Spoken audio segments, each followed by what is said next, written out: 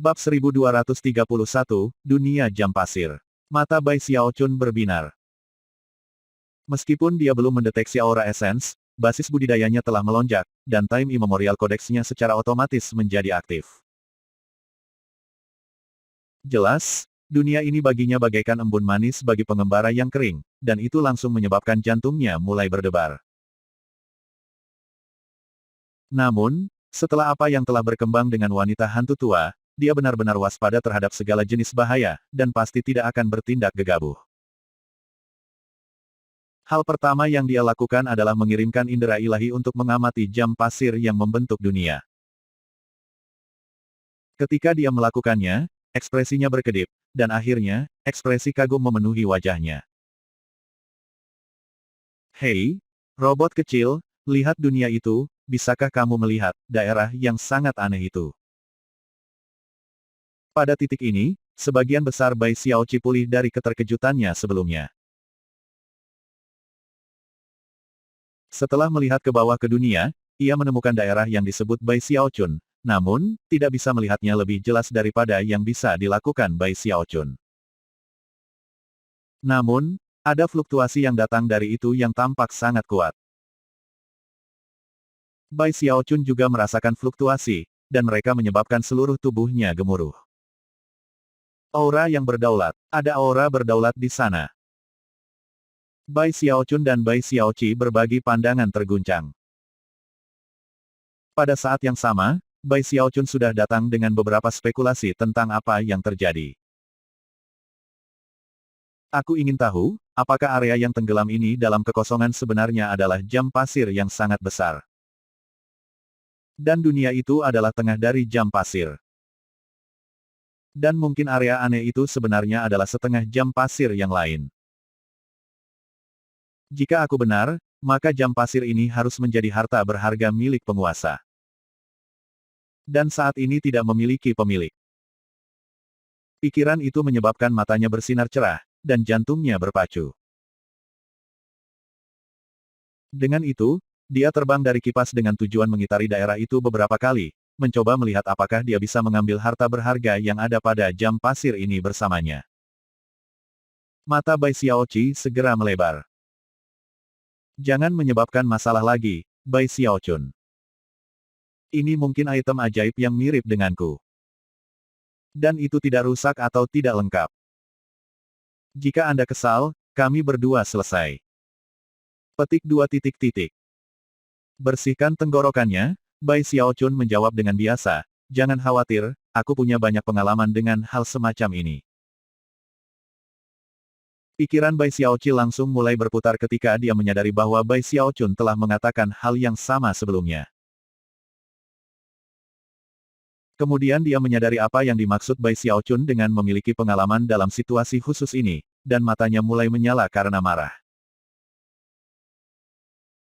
Namun, setelah beberapa saat, dia menghela nafas lega ketika dia menyadari bahwa Bai Xiaochun benar-benar tidak memiliki cara untuk berhasil mengambil jam pasir.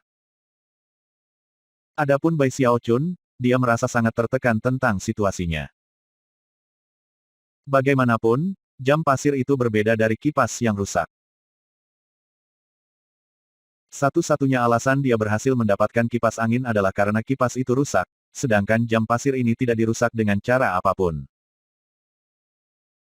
Jelas, itu adalah harta berharga yang pasti akan memiliki otomat rohnya sendiri.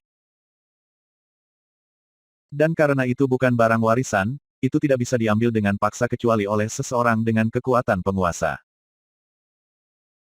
Karena tidak mau menyerah begitu saja, ia memikirkan beberapa hal dan kemudian menghasilkan kura-kura.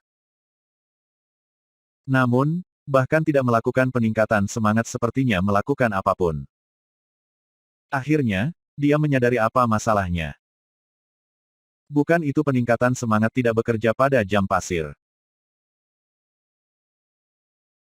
Sebaliknya, itu terlalu kuat, melakukan peningkatan roh 1 kali lipat pada itu tidak akan melakukan apa-apa, dan jika ia mencoba melakukan lebih banyak peningkatan, itu bisa memancing amarah roh otomat jam pasir. Ketika Bai Xiaoqi menyadari apa yang dia lakukan, dia berteriak, hentikan. Hentikan, dengarkan aku, Bai Xiaochun. Otomat roh berharga itu tertidur. Jika Anda melakukan peningkatan semangat dan membangunkannya, kami berdua akan hancur. Petik 2 titik. Bai Xiaochun ragu-ragu sejenak saat dia menganalisis situasi. Akhirnya, dia sampai pada kesimpulan bahwa mencoba untuk memaksakan peningkatan roh ke dalam jam pasir sangat mungkin memicu badai konsekuensi yang mematikan. Setelah ragu-ragu lagi, dia menghela nafas dan meninggalkan ide itu. Namun, dia masih belum siap untuk menyerah. Sementara itu, Bai Xiaoqi hampir menangis. Selama bertahun-tahun, hidup dengan Bai Xiaochun terlalu menegangkan. Tidak, terlalu berbahaya. Kembali ketika Bai Xiaoqi sendirian di kipas, dia tidak pernah mengalami masalah. Tetapi dengan Bai Xiaochun, ia menghadapi satu bahaya demi bahaya lainnya. Wanita tua itu sudah cukup buruk. Jika mereka akhirnya memiliki harta berharga yang diisi dengan esens waktu mencoba untuk mengejar mereka dan membunuh mereka, ya, Bai Xiaoqi tidak melihat bagaimana dia bisa mengambilnya. Aku tidak bisa menangani ini. Terkadang bajingan ini pengecut, dan terkadang dia psikopat. Saya harus memikirkan cara untuk mengalihkan perhatiannya, kalau tidak, dia akan berakhir dengan mengecewakan harta yang berharga itu. Matanya berputar dalam pikiran untuk waktu yang lama, dan kemudian menyala. Tuanku, lihat, bahwa dunia jam pasir jelas merupakan tempat terbaik untuk mendapatkan pencerahan dari inti waktu. Akan sangat bermanfaat bagi Anda untuk melakukan itu. Selain itu, saya perhatikan sebelumnya bahwa teknik yang Anda kembangkan ada hubungannya dengan esensi waktu. Tempat ini pada dasarnya adalah tanah suci bagimu. Apakah kamu tidak terjebak dalam kemacetan dengan sulap nyanyianmu? Jika Anda mendapatkan beberapa pencerahan dari esens di sini, itu mungkin akan membantu Anda menembus hambatan itu. Karena robot roh sedang tidur, itu adalah waktu yang tepat. Lagi pula, begitu terbangun, Anda tidak akan memiliki kesempatan yang sama lagi.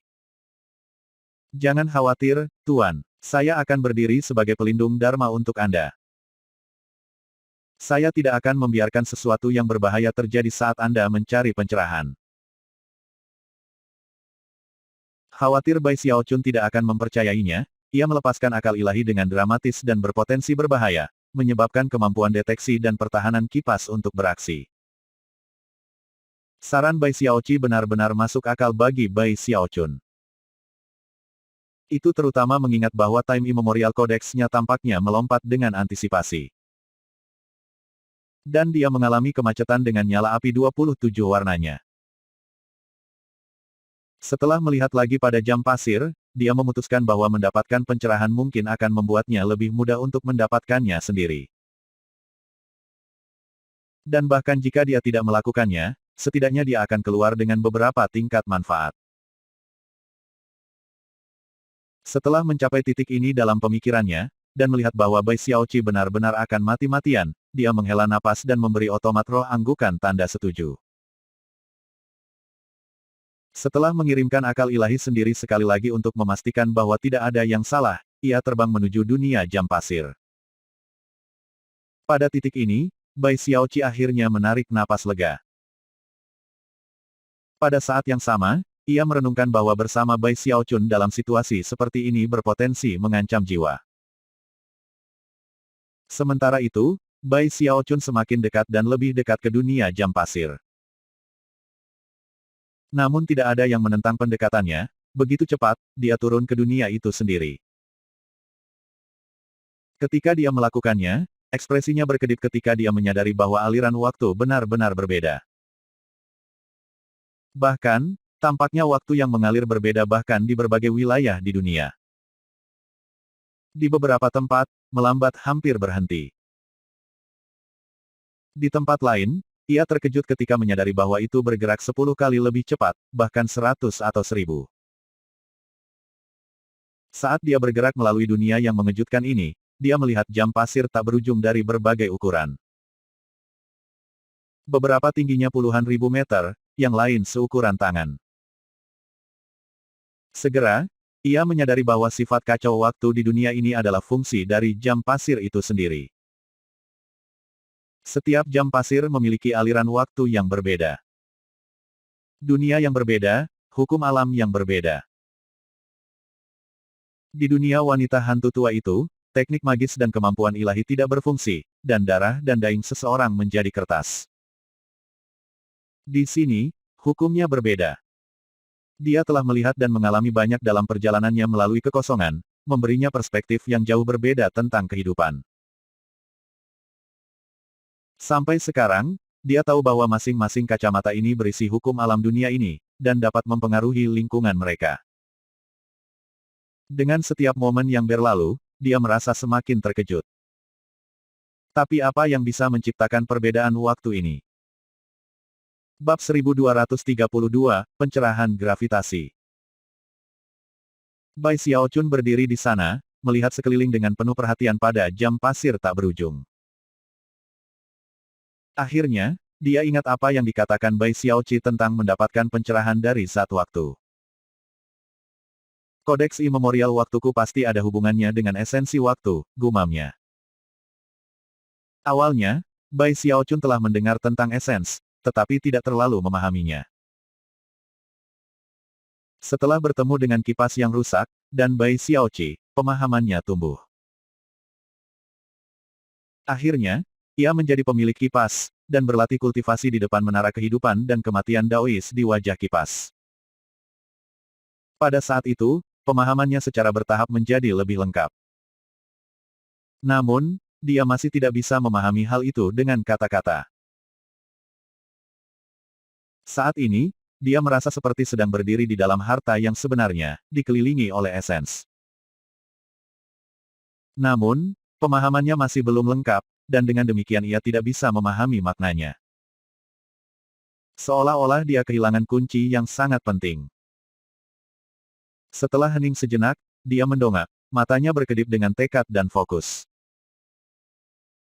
Jika aku tidak bisa mencari pengertian secara langsung, maka aku hanya akan menyerapnya. Sambil menarik napas dalam-dalam, dia berjalan ke satu jam pasir yang tingginya sama dengan dirinya. Tidak berani terlalu dekat, dia memeriksanya dengan akal ilahi, dan menemukan bahwa aliran waktu di dalamnya 3 kali lebih cepat dari biasanya. Duduk bersila, dia mulai bermeditasi. Meskipun tempat ini sepertinya tidak berbahaya, Bai Xiaochun tahu bahwa tempat itu sebenarnya penuh dengan potensi krisis, dalam bentuk jam pasir sendiri. Beberapa sihir Taois yang paling kuat yang ada hubungannya dengan aliran waktu. Jika dia tidak hati-hati, dia mungkin tersandung jam pasir di mana waktu mengalir jutaan atau bahkan miliaran kali lebih cepat daripada di luar dunia ini. Dalam hal itu, sejumlah besar waktu bisa berlalu untuknya, dengan hanya sedikit waktu berlalu di luar. Situasi seperti itu mungkin bukan masalah besar. Tetapi bagaimana dengan situasi yang berlawanan? Bagaimana jika dia memasuki jam pasir hanya untuk menghirup waktu, hanya untuk memiliki lulus tahun di luar? Untuk satu hal, jika dia jauh dari domain abadi-abadi terlalu lama, itu bisa sangat berbahaya bagi dinasti Ark Emperor. Untuk yang lain, dia tidak tahu persis bagaimana pengalaman seperti itu akan mempengaruhi umur panjangnya. Apakah umur panjangnya terkait dengan keberadaan domain abadi-abadi? Atau akankah itu berlalu berdasarkan pengalaman lokalnya? Untuk benda mati, mungkin akan lebih mudah untuk menilai. Tapi Bai Xiaochun adalah seorang celestial, dan keberadaannya sangat terkait dengan domain abadi-abadi. Dia tidak memiliki cara untuk mengetahui apakah meninggalkan dunianya sendiri untuk jangka waktu yang lama akan mempengaruhi dausitnya dengan cara tertentu, atau mungkin merusaknya. Karena itu, ia harus sangat berhati-hati dalam memilih yang dibuatnya di sini. Menutup matanya, dia fokus pada perjalanan waktu. Pada awalnya rasanya sulit untuk membungkus pikirannya tentang betapa tepatnya hal itu berbeda dari aliran waktu di luar. Tetapi seiring berjalannya waktu, ia secara bertahap mulai memperhatikan apa yang tampak sebagai sisa dari sesuatu. Sayangnya, dia tidak yakin persis apa sisa-sisa itu. Lebih buruk lagi, jumlahnya terlalu sedikit. Beberapa hari kemudian, dia membuka matanya. Meskipun dia merasa lebih dekat untuk menangkap kunci dunia ini, dia masih jauh dari kesuksesan. Apakah itu sisa waktu? Pikirnya ragu-ragu, merenungkan sisa-sisa yang tampaknya ilusi. Untuk suatu alasan, setiap kali dia memandang mereka, dia merasakan sensasi menekuk atau membelok. Pada titik ini, rasa ingin tahunya terguncang. Dan dia sudah lupa bahwa tujuan utamanya untuk datang ke dunia ini adalah untuk mencari cara untuk mengambil kepemilikan atas harta berharga yang menyimpannya. Pikiran dipenuhi dengan pikiran tentang sisa-sisa yang telah dilihatnya, ia menemukan jam pasir lain yang memiliki perbedaan waktu 10 kali lipat, dan duduk untuk bermeditasi. Beberapa hari kemudian, dia membuka matanya, dan tampak agak bingung. Ada lebih banyak sisa di sini, namun, dia masih tidak bisa melihatnya dengan jelas. Karena frustrasi, dia mengertakkan gigi. Saya menolak untuk percaya bahwa saya tidak bisa berhasil. Sisa-sisa itu pasti adalah inti dari waktu. Kali ini, ia menemukan satu jam pasir di mana waktu mengalir 100 kali lebih cepat dari biasanya. Duduk, dia melihatnya dengan cermat, dan sekali lagi mencari pencerahan. Sesi pencerahan ini adalah salah satu yang paling mengubah hidup yang pernah dia alami. Dia gemetar, dan bahkan berjuang untuk bernafas, ketika dia menyadari bahwa apa yang dia yakini sebagai sisa waktu jauh lebih banyak jumlahnya dalam jam pasir ini. Lebih jauh, dia menyadari bahwa ruang yang mengelilingi sisa-sisa nampaknya telah terdistorsi dan runtuh dalam beberapa cara. Seolah-olah sisa-sisa itu adalah bukti dari suatu bentuk kekuatan yang unik dan aneh. Dari apa yang dia tahu, kekuatan itu yang menyebabkan tekukan dan penyimpangan yang dia rasakan sebelumnya. Itu bukan kekuatan waktu, itu adalah jenis kekuatan lain yang sebenarnya sangat ia kenal. Saat dia menyelidiki lebih jauh, dan sensasi keakraban tumbuh, matanya terbuka, dia hampir tidak bisa percaya apa yang dia rasakan. Gravitasi, dia berkata dengan kaget. Bagaimana ini mungkin? Meskipun tidak ada teknik magis yang dia tahu di dunia kultivasi yang secara khusus terkait dengan gravitasi, ada banyak item magis yang menggunakan kekuatan seperti itu. Bai Xiaochun telah melakukan kontak dengan gravitasi bertahun-tahun yang lalu. Dia pernah menawarkan formula pil ke tepi utara Sekte Stream Roh dalam perdagangan, mendapatkan satu set sayap roh magnetik dan mutiara protomagnetik. Wanita tua yang adalah penguasa puncak dari Iris Petal Peak telah memberitahunya bahwa jika dia pernah mendapat kesempatan, dia bisa menggunakan kedua benda itu untuk memahami kekuatan protomagnetik. Dan dengan demikian mempelajari penangkal gravitasi Gravane Sekte Spirit Stream Sekte Spirit Stream. Karena alasan itulah Bai Xiaochun telah menghabiskan begitu banyak waktu mengikuti garis penelitian itu. Dan akhirnya mengembangkan bola gaya tolak gravitasi yang dapat merobek pakaian orang-orang di sekitarnya menjadi serpihan. Lebih jauh lagi, gas beracun yang akhirnya menjadi pil kebonnya pada awalnya dikendalikan oleh pemahamannya tentang kekuatan gravitasi dan tolakan. Sayangnya, penelitiannya tidak pernah berjalan terlalu jauh, dan dia akhirnya menyerah.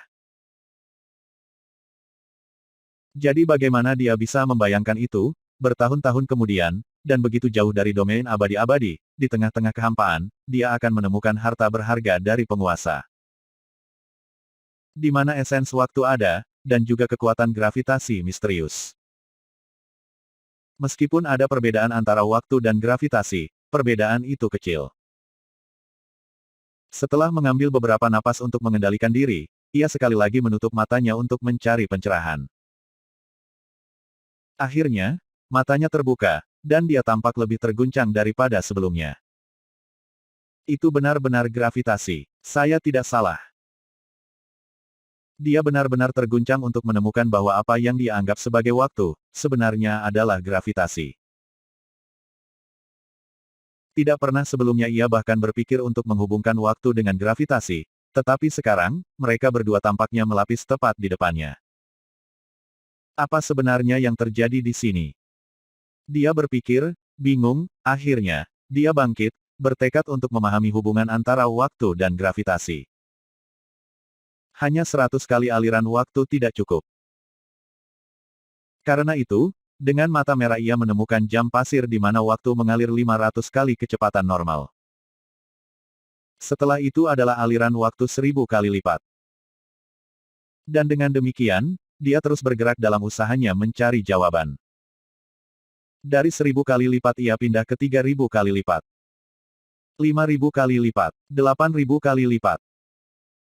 Pada saat itulah dia bangkit, matanya bersinar cerah. Gravitasi dapat mengubah aliran waktu. Meskipun dia tampak bersemangat, tekad di matanya jelas.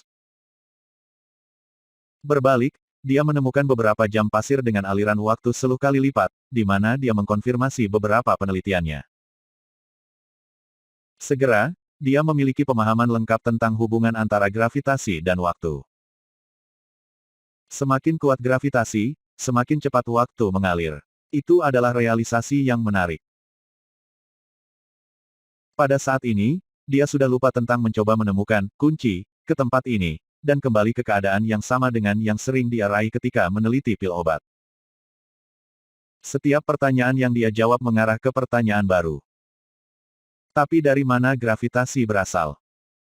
Bai Xiaochun selalu terganggu oleh pertanyaan itu, tapi sekarang, di dunia yang aneh ini, dia benar-benar bertekad untuk menemukan jawaban. Sekali lagi, dia mulai bekerja dengan jam pasir. Ketika dia mencari petunjuk, hari-hari berlalu, sampai dia lupa berapa banyak. Dia lelah, dan matanya letih, tetapi dia terus mencari sumber gravitasi. Akhirnya, dia melihat ke salah satu jam pasir setinggi 300 meter, yang merupakan waktu bergerak pada 10.000 kali kecepatan normal. Kembali ketika dia pertama kali tiba di dunia ini, dia tidak akan berani meneliti jam pasir semacam itu. Tapi sekarang, dalam keadaan terobsesi, dia tidak ragu sejenak. Duduk bersila, dia menggigil ketika menyadari bahwa dia hampir tidak bisa mendengar suara seperti suara berbicara kepadanya. Bab 1233, Sovereign of Antiquity. Itu mulai pingsan, dan sulit untuk mendengar dengan jelas, seolah-olah telah melayang ke titik ini selama bertahun-tahun yang tak terhitung jumlahnya. Itu terdengar seperti seorang pria yang berbicara, kecuali bahwa tidak mungkin untuk mendengar kata-kata yang tepat, tidak peduli bagaimana Bai Xiaochun fokus. Namun, suara belaka itu menyebabkan Time Immemorial Codex-nya melompat dengan kekuatan yang belum pernah terjadi sebelumnya. Bahkan aliran waktu di sekelilingnya tampak berubah. Yang paling penting, dan paling mengejutkan, adalah Bai Xiaochun bisa merasakan perubahan gravitasi karena suara itu. Meskipun dia tidak dapat membuat suara dengan jelas, dia yakin bahwa itu berisi jawaban yang dia cari. Saat matanya terbuka, matanya bersinar dengan tekad dan ketegasan. Sambil bergerak, dia menuju jam pasir setinggi 600 meter. Aliran waktu di sini adalah 20.000 kali kecepatan normal. Bahkan lebih mudah untuk melihat fluktuasi gravitasi di sini, dan pada saat yang sama, suara itu menjadi lebih jelas, meskipun ia masih tidak dapat melihat detail yang tepat.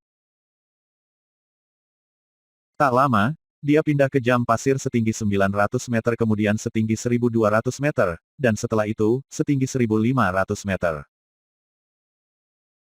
Akhirnya, dia berada di jam pasir setinggi 2.400 meter, di mana saat itu suara itu semakin jelas. Bai Xiaochun sepenuhnya dalam keadaan gila, dan segera berada pada jam pasir setinggi 3.000 meter, di mana aliran waktu 100.000 kali lebih cepat dari biasanya. Sementara itu, suara itu menjadi lebih jelas, namun, dia masih tidak bisa melihat detail dari apa yang dikatakan. Namun, pada saat dia menghadapi aliran waktu 100.000 kali lipat, dia menyadari bahwa gravitasi di daerah itu tidak diatur secara kaku. Bahkan, tampaknya menanggapi kehadirannya, sebuah penemuan yang mendorongnya untuk melanjutkan jalur pengejaran yang sama persis ini. Jam pasir setinggi 6.000 meter, 9.000 meter, 12.000 meter. Bai Xiaochun sepertinya kesurupan karena dia dengan gila-gilaan memilih jam pasir yang lebih besar dan lebih besar. Akhirnya, dia mencapai jam pasir setinggi 30.000 meter, di mana aliran waktu 1 juta kali normal. Namun, dia masih tidak bisa mengerti apa yang dikatakan suara itu. Meskipun terus tumbuh lebih jelas, tampaknya ada penghalang di tempat, memastikan bahwa tidak peduli seberapa keras pembicara berbicara, kata-katanya tidak dapat didengar dengan jelas. Tidak kecuali, penghalang rusak. Atau mungkin ketika jam pasir tercapai yang berpotensi merusaknya. Dengan suara samar di telinganya, Bai Xiaochun terus melakukan penelitian tingkat mengejutkan. 90.000 meter, 180.000 meter akhirnya, dia berada di depan jam pasir setinggi 240.000 meter. Dalam jam pasir ini, aliran waktu mencapai tingkat mengejutkan 8 juta kali lebih cepat dari biasanya. Dengan demikian, 3 bulan yang ia habiskan untuk mencari pencerahan di sana terhitung kurang dari 1 nafas waktu. Sayangnya, sudah tidak mungkin baginya untuk menentukan apakah waktu benar-benar mengalir sesuai dengan perspektif lokalnya, atau dari perspektif luar. Dengan demikian, bahaya yang dia hadapi terus meningkat. Jika dia mengambil 1 jam pasir di mana perbedaan waktu dibalik, maka 1 nafas waktu baginya akan dihitung selama 3 bulan di dunia luar. Bai Xiaochun hampir menjadi gila dalam upayanya untuk memahami kekuatan gravitasi. Karena itu, begitu dia mulai mencari pencerahan dengan jam pasir yang lebih tinggi dari 30.000 meter, dia berhati-hati untuk hanya menghabiskan waktu singkat mencari pencerahan dengan masing-masing. Dan jika suara itu tidak bertambah jelas, dia akan segera pergi. Itu berbahaya, tetapi dia membuat kemajuan luar biasa. Suara itu masih belum jelas, tetapi pemahamannya tentang gravitasi sekarang benar-benar berbeda dari sebelumnya. Gravitasi tercipta ketika ruang di area itu tertekuk. Dan ruang menekuk, bukan karena kondisi yang ditentukan sebelumnya, tetapi, karena kehadiran saya. Ketika saya mendekati jam pasir, perbedaan waktu mereka berubah. Jika saya tidak mendekati mereka, perbedaannya tetap stasioner. Dengan membengkokkan ruang, dan dengan membentuk gravitasi, kecepatan waktu berubah. Tentu saja, penyebab utamanya bukanlah aku, tetapi sifat dasar dari jam pasir. Mereka memiliki struktur yang berbeda, dan mengandung dimensi yang berbeda, dan bahkan langit berbintang yang unik. Dengan demikian, gravitasi dan aliran waktu di dalam mereka berbeda. Pikirannya berkedip dengan kecepatan kilat ketika ia menemukan berbagai jawaban karena pencarian tanpa henti. Saat ini, dia berdiri di atas jam pasir setinggi 240.000 meter, memandangi dunia di sekitarnya. Dari sudut pandang ini, dia bisa melihat bahwa hanya ada 1 jam pasir lebih besar dari yang dia berdiri. Jauh di kejauhan, di tengah-tengah dunia, adalah jam pasir setinggi ratusan ribu meter. Bai Xiaochun bahkan tidak bisa mengatakan seberapa cepat waktu mengalir dalam jam pasir itu. Namun, dia tahu bahwa tidak ada tempat yang lebih baik di dunia ini untuk mencoba mendengar kata-kata suara itu. Alih-alih beralih di antara jam pasir acak, keputusan terbaik, meskipun yang paling berbahaya, adalah dengan jam pasir itu. Setelah beberapa pemikiran, dia bergerak, mata memerah saat dia menuju jam pasir raksasa itu. Setelah tiba, dia benar-benar terguncang oleh aliran waktu di sana. Itu begitu kuat tak terlukiskan bahwa tanpa basis kultivasi yang kuat dan tubuh kedagingan yang mengejutkan, ditambah kekuatan generasi dari kodeks kematiannya. Ia mungkin akan segera dihancurkan hingga mati. Menahan ketidaknyamanan, dia melolong dan menembak ke atas jam pasir. Mengambil napas gemetar, dia jatuh dengan kaki bersilang, urat-urat menonjol di wajah dan lehernya saat dia menutup matanya dan mengirimkan indera ilahi untuk mencari pencerahan. Hampir segera, suara berbisik muncul, dan kali ini, berbeda dari sebelumnya. Itu tidak teredam, tetapi segar dan jernih, seolah-olah seseorang duduk tepat di sebelahnya, berbicara. Dia segera fokus pada suara itu, di mana sebuah getaran mengaliri dirinya, dan pikirannya serasa diterpa gelombang kejut yang luar biasa. Pembicara itu memang lelaki, suaranya hangat dan tulus, seolah-olah dia sedang mengajar murid-muridnya tentang Dao. Pembangkang mortal, Taois duniawi. Kalian berdua mendengarkan dengan baik. Apa itu esens? Untuk membahas esenses, Anda harus terlebih dahulu memahami hukum alam. Hukum alam membentuk kerangka tak kasat mata dari kosmos tempat kita berada. Teknik magis dan kemampuan ilahi pada dasarnya adalah cara memanipulasi atau menggambar pada kerangka itu. Adapun kerangka kerja apa, ya, disitulah esenses masuk ke dalam gambar. Mereka tidak berbentuk, tidak terlihat, dan tidak berwujud. Namun, hanya konstruksi misterius mereka yang memungkinkan semua teknik magis dan kemampuan ilahi yang tak terhitung jumlahnya ada. Esensi pada dasarnya adalah dasar dari segalanya. Ini mengarah ke pertanyaan lain. Apa esensi waktu? Ya, itu sederhana. Pertama-tama, pahami bahwa waktu dan gravitasi terhubung. Dari perspektif luar, semakin kuat gravitasi, semakin lambat waktu yang akan mengalir. Namun, ketika sampai pada zat waktu, manifestasi sejatinya datang, bukan melalui gravitasi, melainkan relativitas. Relativitas membentuk inti sejati dari esensi waktu. Jika Anda memahami relativitas, maka Anda dapat memperoleh pencerahan. Intisari waktu. Ingat, semuanya turun ke relativitas. Pembangkang mortal, Taois duniawi. Apakah kamu mengerti? Suara itu jatuh dalam benak Bai Xiaochun seperti gelombang kejutan besar. Dia tidak yakin siapa renegade mortal dan Daois duniawi itu. Namun, hanya mendengarkan pidato singkat itu memberinya tingkat pemahaman yang belum pernah terjadi sebelumnya.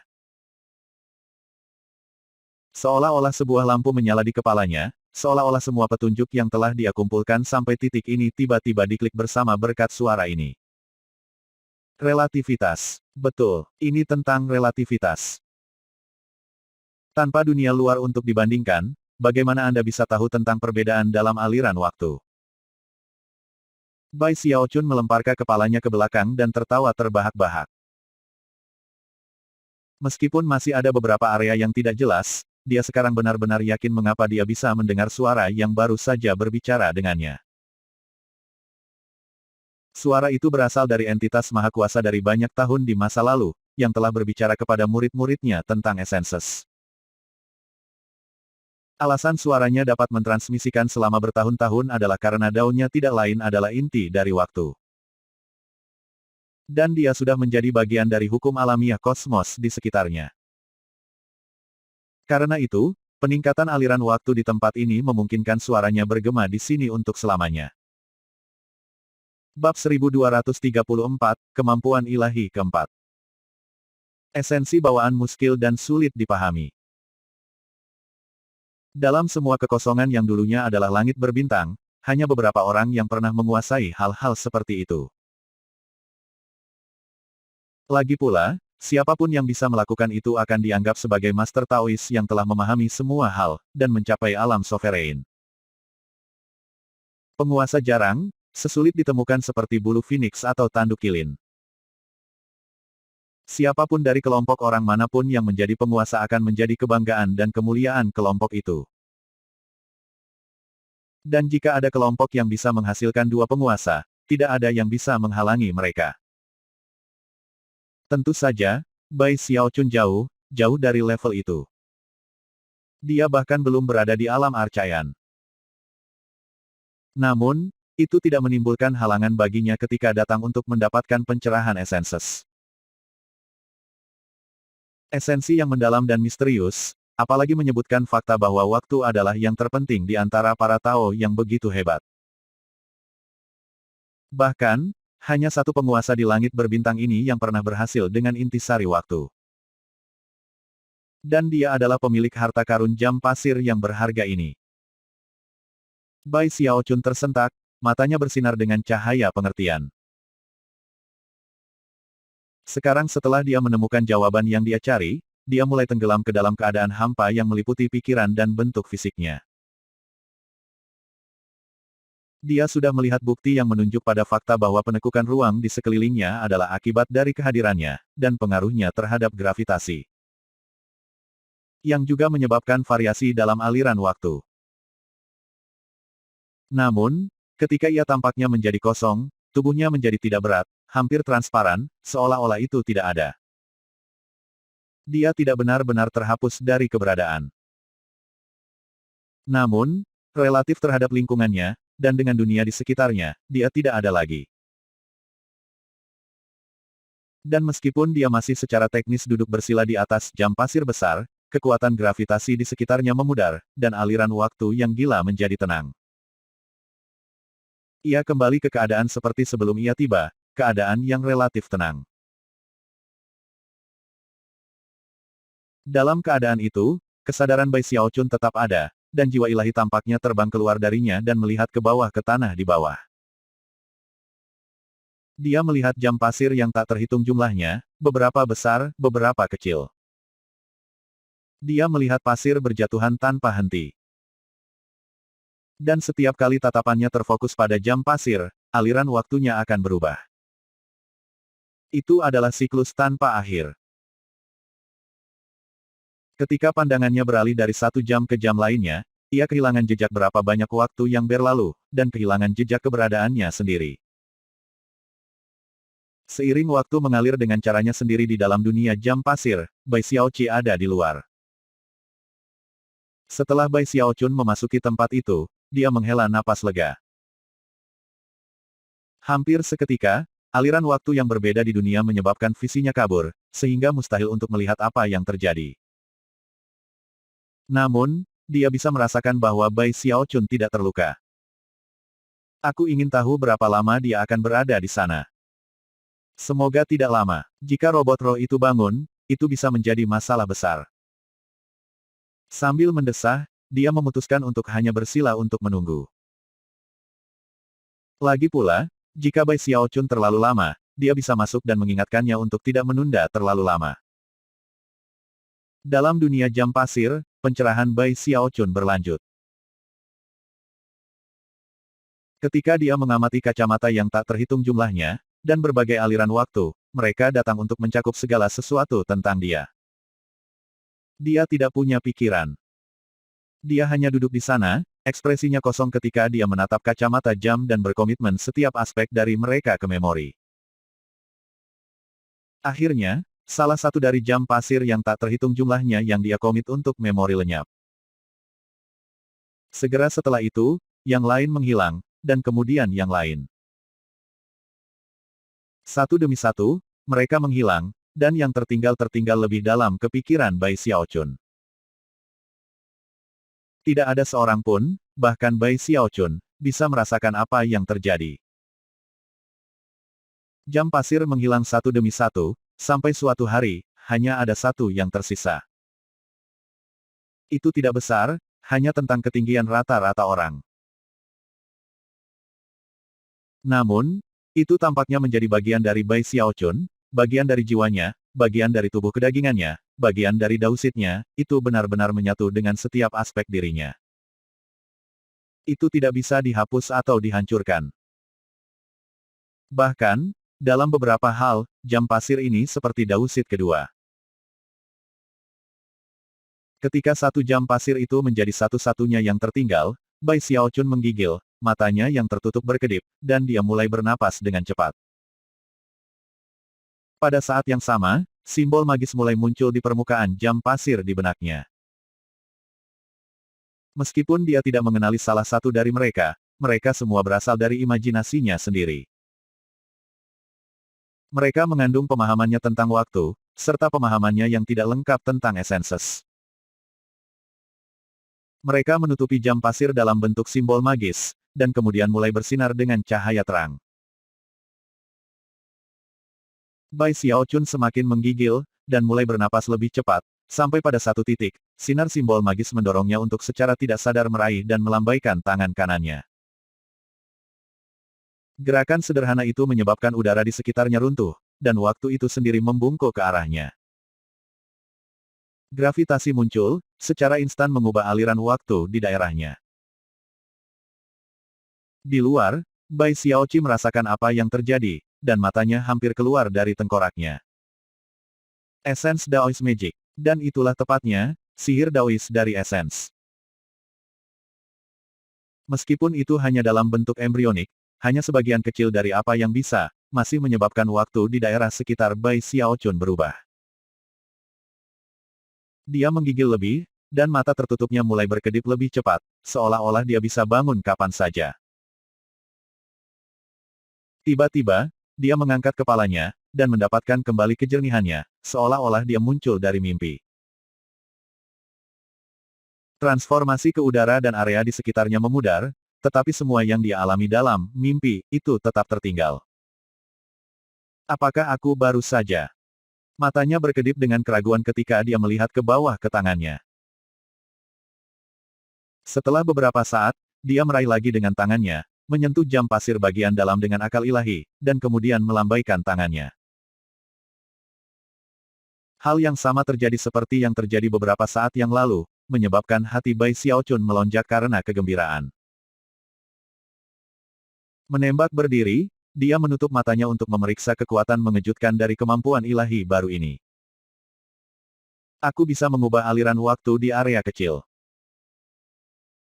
Jika saya harus bertarung melawan Vile Emperor lagi, saya tidak perlu hanya mengandalkan Archaian Luminescence. Saya bisa memperlambat waktu di sekitarnya, tetapi tetap sama di sekitar saya. Dari sudut pandang Vile Emperor, itu akan membuatku tampak sangat cepat. Petik 2 titik. Bersemangat, dia melakukan beberapa tes lagi untuk memastikan dia benar dalam penilaiannya. Setelah itu, dia memutuskan untuk menyebutkan kemampuan ilahi yang sangat kuat keempat yang baru saja dia ciptakan. Waktu terhubung dengan gravitasi, gumamnya, matanya berkilauan. Karena itu, aku akan menyebut kemampuan ilahi ini.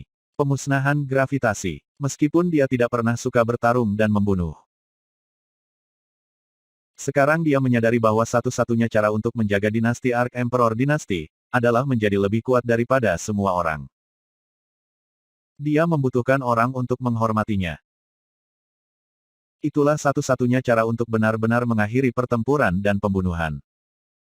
Saya memiliki simbol magis sutra mantan. Saya memiliki gerbang kehidupan dan kematian sutra masa kini. Saya memiliki paramita lili dari sutra masa depan saya. Dan sekarang saya memiliki kemampuan ilahi besar keempat saya, pembasmi gravitasi. Bahkan tanpa Archaian Luminescence, saya masih bisa menimbulkan ancaman besar bagi seorang Archaian. Penuh dengan kepercayaan diri, dia memeriksa basis kultivasinya, dan dengan senangnya menemukan bahwa keberuntungan baik yang telah dia alami telah mendorongnya ke dalam lingkaran besar dunia. Alam surgawi. Dia tidak segera meninggalkan dunia jam pasir. Menggunakan kontrol barunya dari waktu ke waktu, ia berhasil menembus kemacetan api 27 warna. Telah menyelesaikan formula, dia bangkit berdiri dan melihat ke sekeliling pada semua jam pasir dengan sedikit kesedihan dan kerinduan. Kemudian, dia menggenggam tangan dan membungkuk dalam-dalam. Dia mengucapkan terima kasih kepada dunia di sekitarnya, dan kepada penguasa misterius yang memiliki dao yang diuntungkan darinya. Karena semua keberuntungan yang ia terima, ia benar-benar meninggalkan pemikiran untuk membawa harta berharga ini bersamanya. Dia tahu bahwa sampai dia menjadi penguasa, dia tidak memenuhi syarat untuk memilikinya. Bab 1235, Immortal Imperatrix. Setelah meluruskan busurnya, ia terbang ke langit. Ketika dia pertama kali tiba di tempat ini, arus waktu yang kacau telah cukup meresahkan. Tapi sekarang setelah dia mengambil langkah pertama untuk mengendalikan Essence of Time, mereka tidak mengganggunya sama sekali. Tidak masalah bagaimana aliran waktu bergeser dan berubah, mereka tidak bisa melakukan apapun untuk mempengaruhi jam pasir di benaknya. Jam pasir itu berakar pada kesadarannya, dan tidak ada yang di luar yang bisa memengaruhinya selain angin yang bisa memengaruhi batu besar. Terbang, ia akhirnya menemukan dirinya kembali dalam kehampaan, dan kemudian, pada kipas yang berharga. Pada saat yang tepat, Bai Xiaoqi duduk bersila, dan baru saja akan menutup matanya untuk bermeditasi. Karena terkejut, dia melompat kembali dan berteriak, "Ada apa?" Mengirimkan rasa ilahinya, dia memeriksa daerah itu, serta harta berharga yang merupakan jam pasir. Sementara itu, Bai Xiaochun menatapnya dengan kaget. Lalu matanya menatap tajam. Mempertimbangkan sudah berapa lama dia pergi, dia berharap Bai Xiaoqi setidaknya merindukannya. Tiba-tiba, dia mendapat perasaan aneh. "Untuk apa kalian semua bingung?" tanyanya. "Berapa lama aku berada di dunia jam pasir?" "Berapa lama?" Bai Xiaoqi balas menatapnya, sedikit bingung. "Hah, kamu tidak tahu. Anda baru saja masuk." "Hanya saja, mungkin 4 atau 5 napas waktu. Saya melihat Anda masuk, dan sebelum saya bahkan bisa duduk, Anda melompat keluar." Pada titik ini, Bai Xiaoqi tampaknya menyadari sesuatu. Dengan mata melebar, dia menunjuk Bai Xiaochun dan berkata, "Tunggu, jangan bilang waktu berlalu berbeda untukmu." Bai Xiaochun segera terguncang. Dia berasumsi bahwa karena langkah-langkah awalnya menuju menguasai esensi waktu, sesuatu seperti ini tidak mungkin terjadi. Tidak ada jalan. Berdasarkan apa yang bisa saya katakan, saya pasti telah menghabiskan beberapa dekade di sana. Mungkin bahkan seabad. Tapi di sini, hanya beberapa napas waktu berlalu. Butuh sedikit bolak-balik, tetapi Bai Xiaochun segera mengkonfirmasi bahwa itu persis seperti yang dikatakan Bai Xiaoqi. Terengah-engah, dia melihat kembali dunia jam pasir. Setelah sampai di dasar situasi, Bai Xiaoqi sama-sama terguncang, dan juga melihat ke dunia jam pasir. Pada titik ini, Bai Xiaochun menyadari bahwa anggapannya tentang dunia luar salah.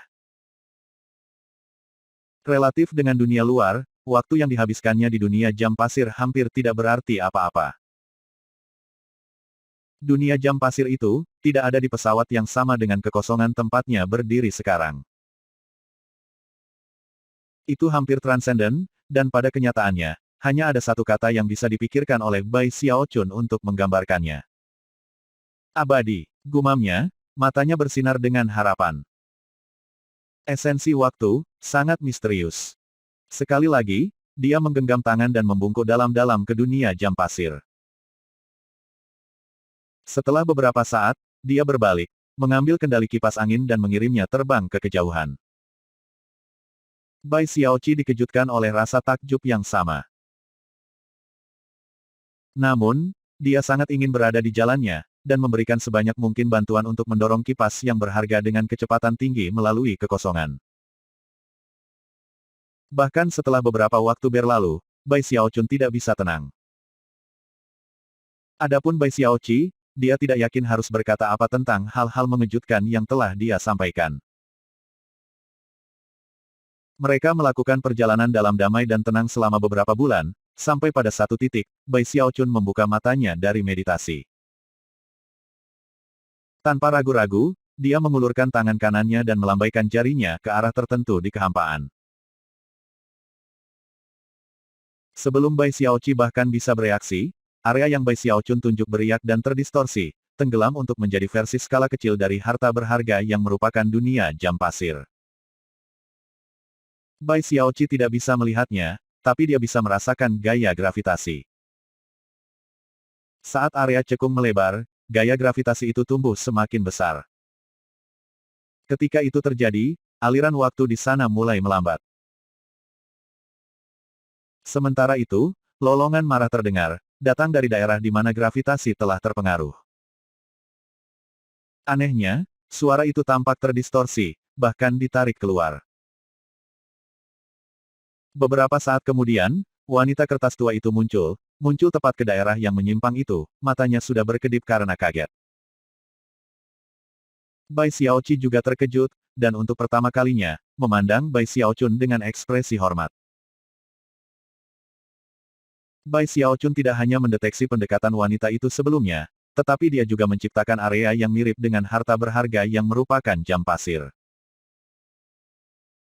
Meskipun secara umum hanya mirip, Bai Xiaoqi dapat dengan mudah melihat bahwa ini adalah sihir Daois dari esens.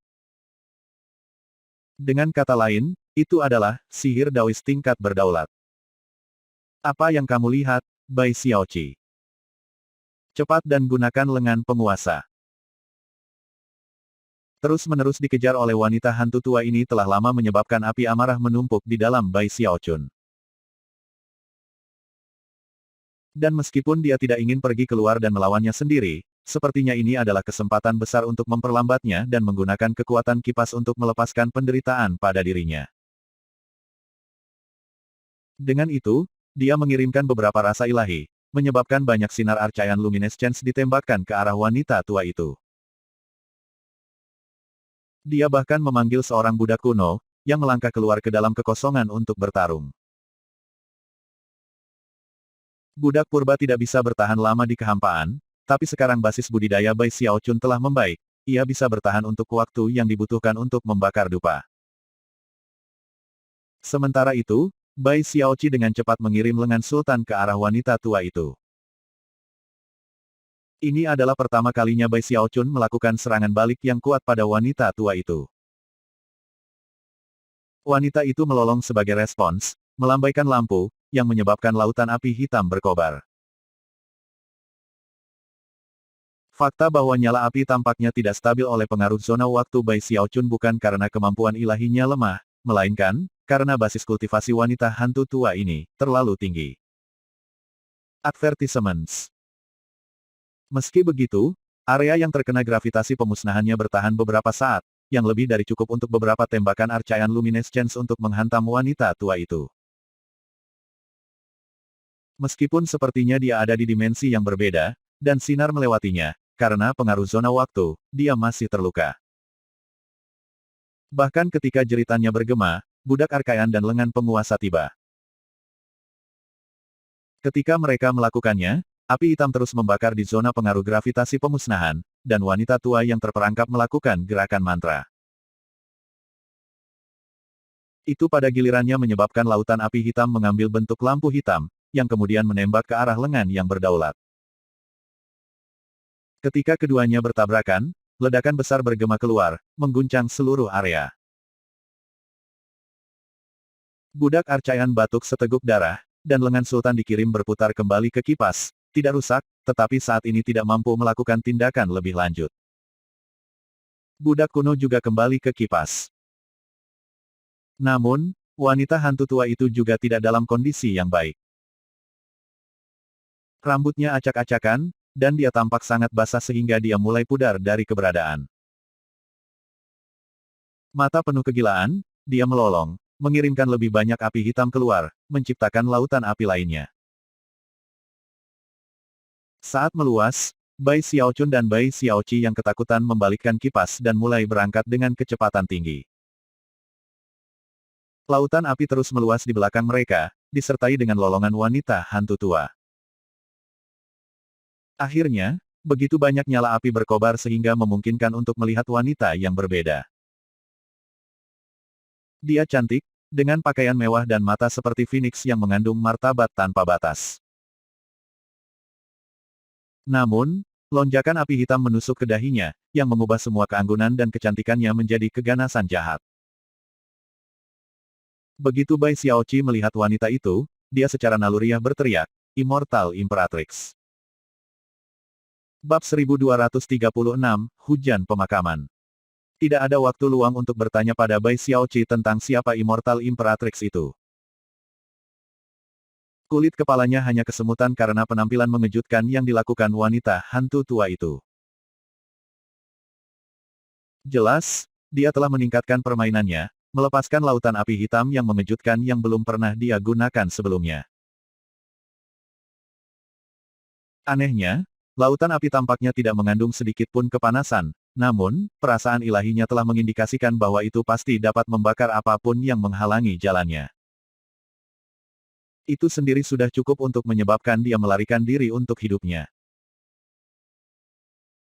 Syukurlah, sepertinya wanita hantu tua itu tidak sangat stabil saat berada di keadaan itu, dan tidak bisa benar-benar mengejarnya.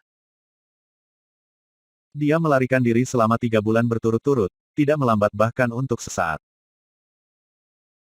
Setiap kali dia memikirkan kembali apa yang telah terjadi, dia merengut dalam frustrasi dan kekecewaan.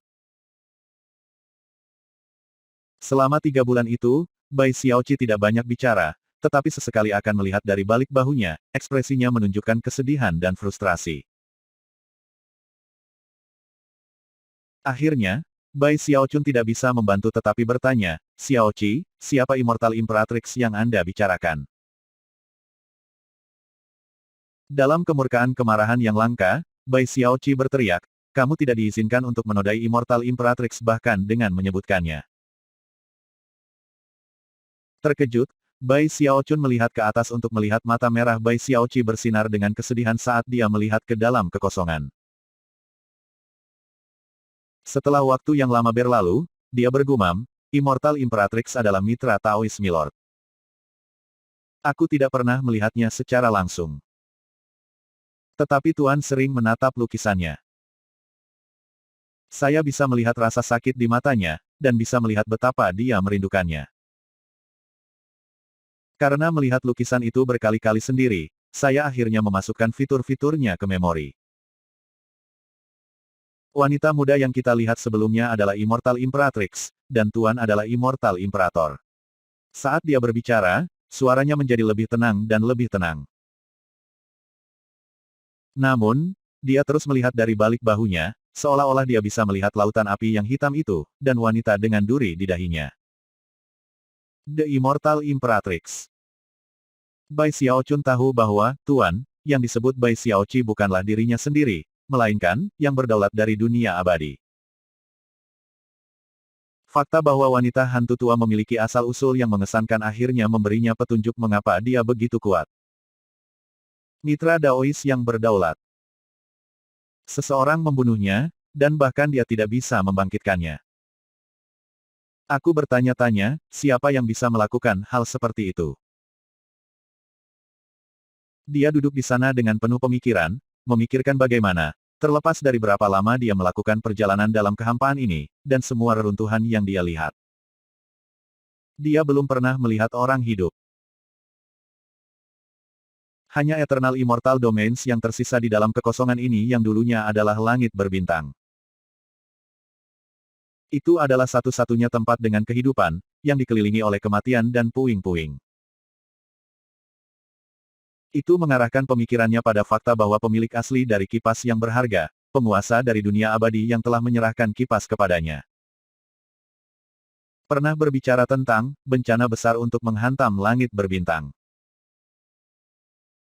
Itu pada gilirannya menyebabkan dia memikirkan tentang kedaulatan besar yang membayangi Eternal Immortal Domains, entitas ganas yang tidur yang pastinya tidak mati. Ada beberapa misteri besar yang sedang dimainkan di sini. Sebuah misteri, yang sudah mulai saya pecahkan.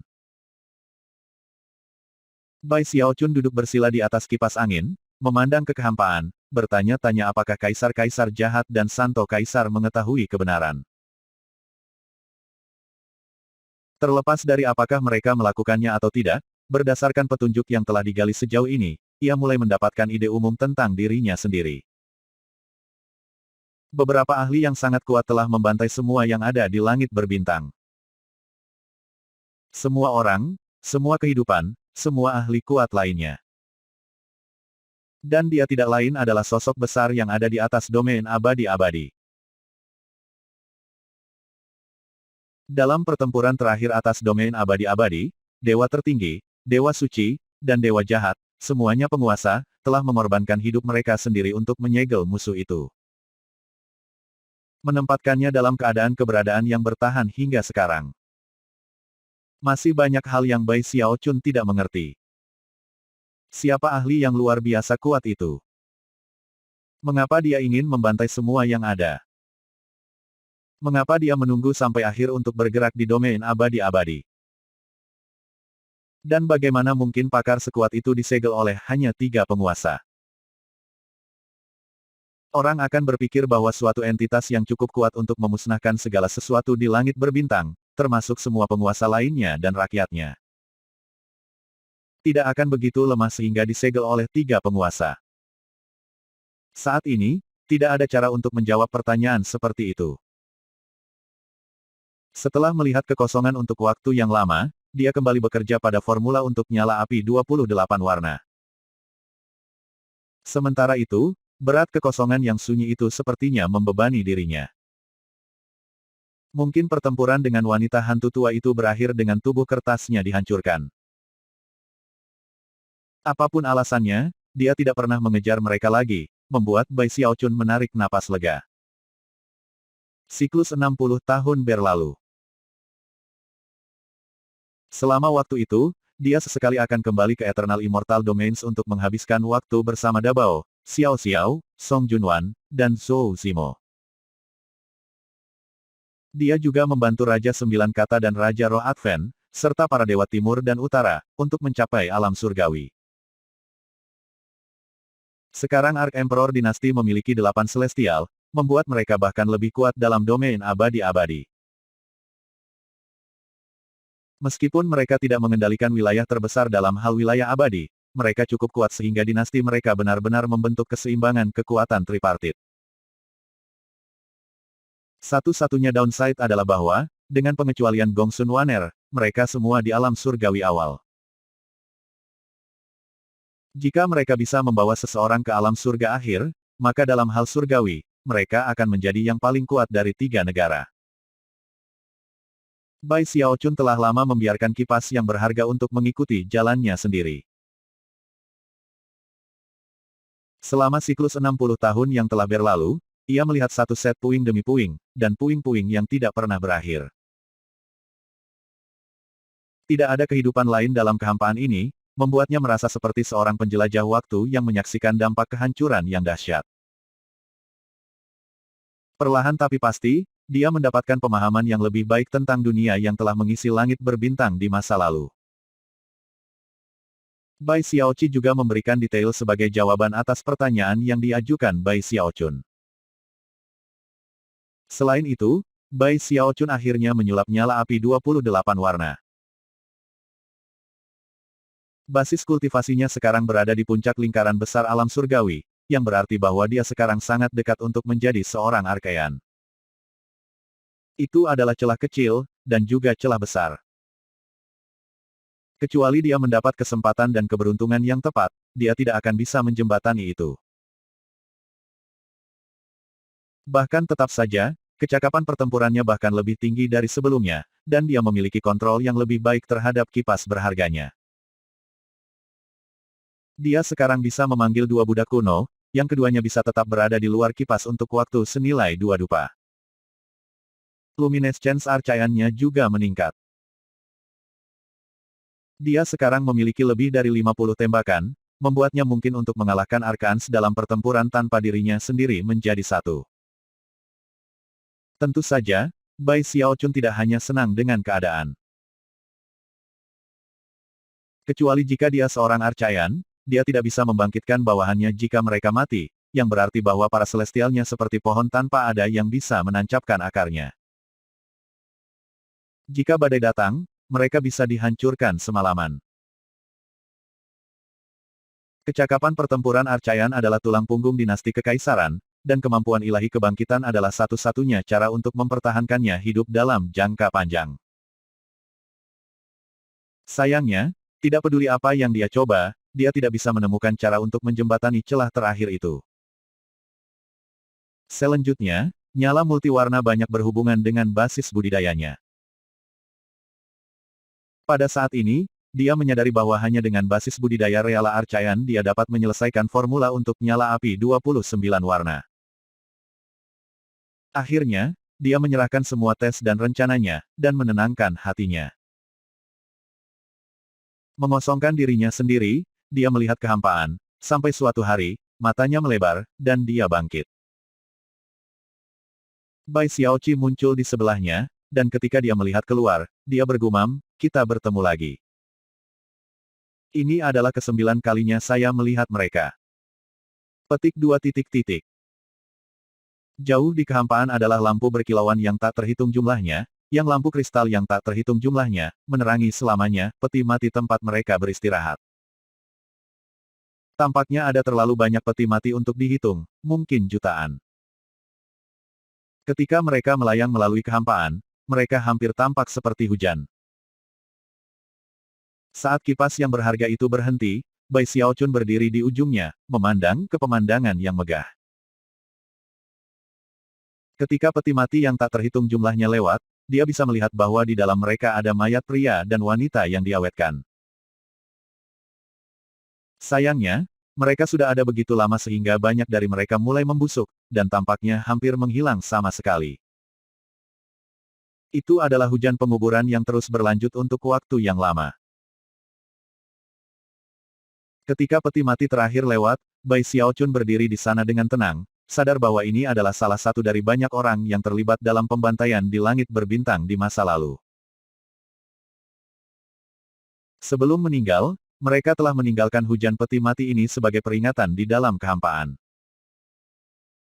Bab 1237, Mati dengan Penyesalan. Dalam tahun-tahun perjalanannya mengumpulkan jiwa, Bai Xiaochun telah mencapai pemahaman yang jauh lebih baik tentang kekosongan di sekitarnya. Namun, terlepas dari semua reruntuhan yang telah dilihatnya, tidak ada yang membuatnya terguncang seperti menyaksikan jutaan peti mati melayang di depannya. Akhirnya, dia memunggungi kekosongan dan duduk dengan penuh pertimbangan. Pada titik ini, dia benar-benar yakin bahwa kekosongan ini adalah tempat kematian, dengan satu-satunya kehidupan yang ada di Eternal Immortal Domains. Satu-satunya hal yang tersisa adalah jiwa, dan robot semangat seperti Xiaoqi. Sambil mendesah, dia memandang Bai Xiaoqi, dan tiba-tiba merasa sangat kasihan padanya. Suasana hatinya sendiri telah merosot selama beberapa tahun terakhir. Periode waktu yang tidak seberapa dibandingkan dengan rentang waktu yang sangat besar bahwa robot roh melayang sendirian melalui kekosongan. Tidak heran jika sikapnya begitu buruk ketika mereka pertama kali bertemu. Waktu terus berlalu tanpa bicara. Tahun demi tahun, satu set reruntuhan demi satu. Suatu hari, kipas itu tiba-tiba mulai melambat. Itu bukan karya Bai Xiaochun, atau Bai Xiaoqi. Rupanya, kipas itu akan mencapai tujuan akhirnya. Dari samping, Bai Xiaoqi terengah-engah, dan matanya berkedip aneh, seolah-olah dia akrab dengan lokasi yang mereka dekati, tetapi pada saat yang sama, tidak terbiasa. Wilayah di atas dipenuhi dengan begitu banyak reruntuhan sehingga ukuran keseluruhannya melebihi apapun yang dilihat Bai Xiaochun sejauh ini selama perjalanannya. Bahkan, tidak mungkin untuk melihat di mana reruntuhan ini berakhir. Ada bangunan yang hancur, batu-batu yang hancur, dan benda-benda magis yang tak terhitung jumlahnya hancur. Kadang-kadang, bahkan mungkin untuk melihat tanaman yang sangat kering dan layu sehingga mereka akan hancur menjadi debu jika disentuh. Ada juga sedikit fluktuasi di daerah yang secara instan menyebabkan aura Bai Xiaochun sedikit menarik, dan matanya bersinar. Energi abadi, gumamnya, bangkit perlahan. Begitu dia merasakan energi itu, dan melihat keluar untuk menentukan jalan mana yang diikuti oleh kipas, kemungkinan monumental terjadi padanya. Aku bertaruh bahwa tempat ini adalah dunia abadi yang disebutkan oleh pemilik kipas yang berdaulat. Di masa lalu, itu adalah lokasi paling berkembang di langit berbintang, dan rumah bagi peradaban paling maju. Itu juga tempat kipas ini diciptakan. Dia memandang Bai Xiaoqi dan bisa melihat tatapan aneh di matanya, seolah-olah dia mengenali tempat ini, tetapi pada saat yang sama, merasa asing. Itu hanya tampaknya memperkuat spekulasi dia. Dan ketika dia memeriksa sekelilingnya lebih dekat, dia menjadi yakin bahwa dia sedang melihat benua yang hancur. Dari reruntuhan yang tertutup debu yang tak berujung, adalah mungkin untuk menebak seberapa spektakuler dunia abadi di masa lalu. Segera, sebuah gambar muncul di benak Bai Xiaochun, tentang masa daratan yang melampaui Eternal Immortal Domains dalam ukuran hampir 100 kali.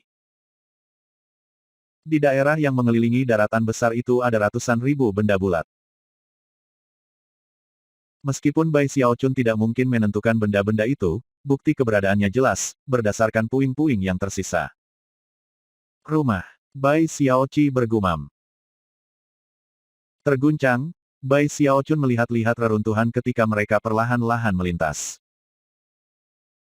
Meskipun kipas sudah jelas melambat, itu masih bergerak secepat langit. Bahkan bergerak dengan kecepatan itu, tahun-tahun berlalu tanpa akhir yang terlihat. Selama waktu itu, Bai Xiaochun mempelajari reruntuhan di sekitarnya, melewati ratusan lokasi yang berdenyut dengan fluktuasi yang bahkan menyebabkan dia menggigil ketakutan. Bahkan melihat dari dekat ke lokasi seperti itu tidak memberikan informasi lebih lanjut tentang mereka. Namun, mempertimbangkan kemajuan Bai Xiaochun dengan Essence of Time, ia dapat menentukan bahwa mereka adalah aura para ahli yang kuat yang telah meninggal bertahun-tahun di masa lalu. Paling tidak, aura semacam itu berada pada tingkat arcaian.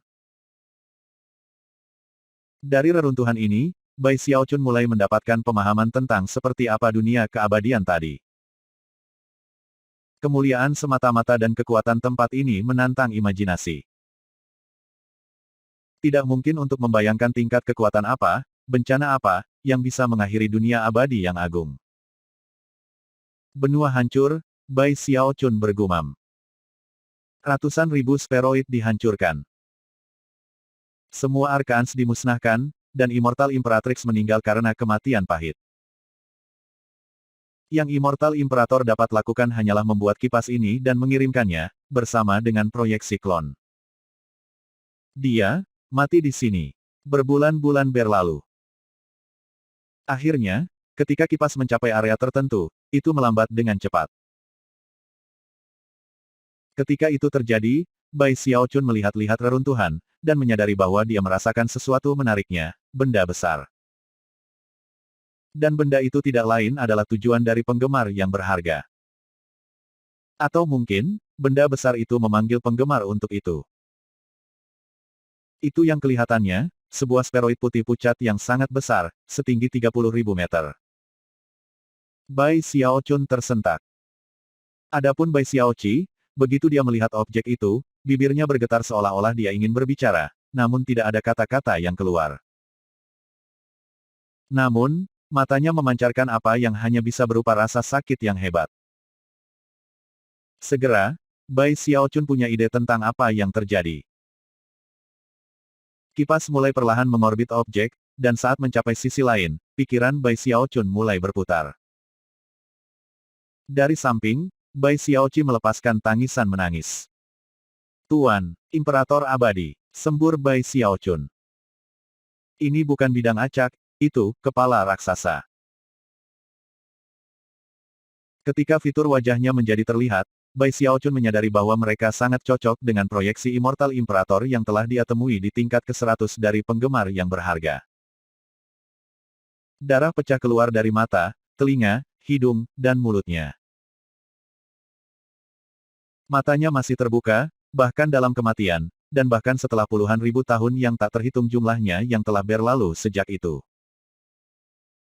Masih mungkin untuk melihat pertentangan besar di dalam diri mereka. Hanya dengan melihat mata itu, Bai Xiaochun hampir bisa mendengar raungan amarah yang mengguncang dirinya hingga ke jiwanya.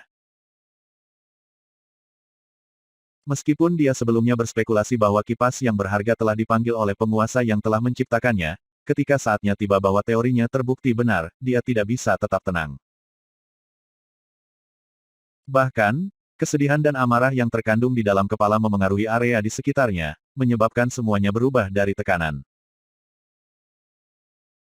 Jika itu bukan karena tubuh kedagingan Bai Xiaochun yang sangat kuat, dan fakta bahwa ia berada di kipas itu sendiri, ia bahkan tidak akan bisa mendekati. Bahkan dengan semua perlindungan itu, dia masih merasa kurang sehat, dan kesulitan bernapas. Setelah sedikit waktu berlalu, dan dia menyesuaikan diri sedikit, dia menggenggam tangan dan membungkuk dalam ke Immortal Imperator. Setelah mengucapkan terima kasih kepada Immortal Imperator karena menciptakan kipas yang berharga, dia bangkit dari busurnya dan menatap kepalanya. Gumamnya. Mengirimkan akal ilahi, ia berusaha melakukan kontak dengan kepala, dan meskipun sulit, dengan bantuan dari kipas, ia berhasil. Pada saat itu, dia gemetar, dan dausitnya mulai bergetar seolah-olah dengan antisipasi putus asa. Terguncang, Bai Xiaochun menyadari bahwa ada kekuatan yang mengintai di dalam kepala penguasa.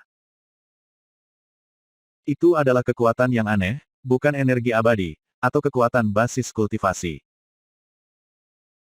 Itu benar-benar mengingatkannya pada saat dia menjadi celestial, dan Bunda Abadi telah berbisik ke telinganya. Ini aliran Qi, bisik Bai Xiaoqi. Saya tahu mengapa kipas angin datang ke sini. Itu tidak dipanggil oleh tuanku, melainkan, dari apa yang ada di dalam kepala tuanku. Itu, aliran Qi dari dunia abadi. Bai Xiaochun, kamu adalah penerus bangsawan, dan dengan demikian kamu memenuhi syarat untuk menyerap sedikit terakhir aliran Qi dari dunia abadi. Jika Anda melakukannya, maka membobol Archaean Rim, semudah membalikkan tangan Anda. Bab 1238, Menyerap Kenangan. Bai Xiaochun memandang kepala penguasa, dan ketika suara Bai Xiaoqi berdering di telinganya, dia menyadari bahwa seperti yang dikatakan oleh roh otomat. Kekuatan aneh itu memang bagian terakhir dari aliran Qi dari dunia abadi. Aliran Qi itu telah menarik kipas ke sana, yang masuk akal mengingat aliran Qi telah menciptakan kipas angin di lokasi ini. Adapun dausitnya sendiri, itu haus akan kekuatan itu untuk alasan yang sama Bai Xiaoqi sebutkan. Jika dia bisa menyerap yang terakhir dari aliran Qi dunia immortal, maka dia bisa dengan mudah menerobos ke alam Archaean.